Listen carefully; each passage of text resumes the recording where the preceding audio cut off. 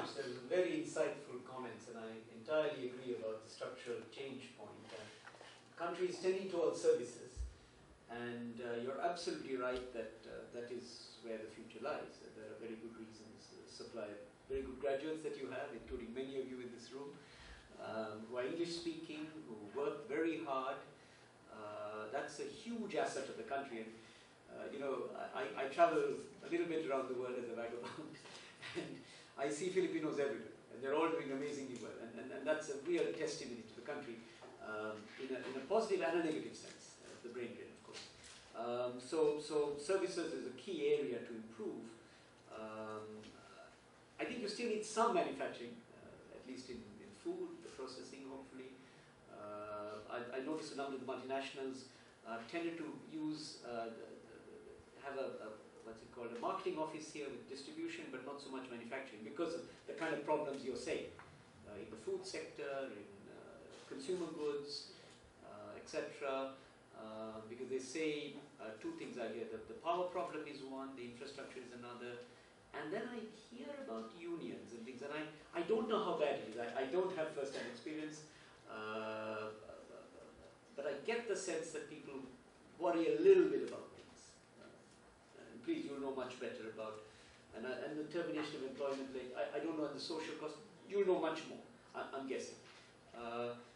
So that's one point. So we need a services-led growth with some balance of manufacturing and some ag. You still need ag. Ag is still critical. But we have to look at adequate productivity, which I didn't talk about at all, and you know much more about the ag sector. I know very little about the ag sector here.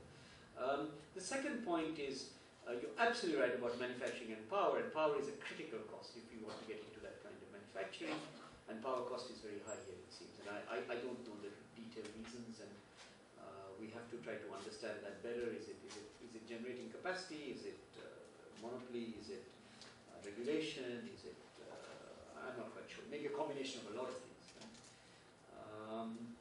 So we've got to the productivity thing also kind of worries me.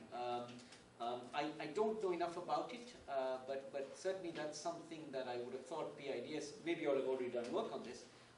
This is kind of worrying. This was a puzzle for me. This is very crude macro data. If you want to look at productivity properly, you've got to go down to sectoral productivity, right, and break it down into labor and capital, and you've got to look at total factor productivity. Even that is not enough. You have to get down to task level productivity, right? So in electronics operation, how productive is a Filipino worker taking a particular piece of equipment from a particular machine to something else, and how does that compare to task level in a given context compared to something in China, right? That's what we really should do, and I would encourage PIDS to do this kind of task level productivity work, which is very technical, very difficult, but has to be done, if you really want to get a handle on this. Anyway, be that as that may, this data is particularly worrying for me. Okay? And I think I always was under the impression that productivity here is very good. Now, maybe we should break this up into manufacturing and services as a start and look at labor versus others. But whatever this number means, we need to look at it and understand it better.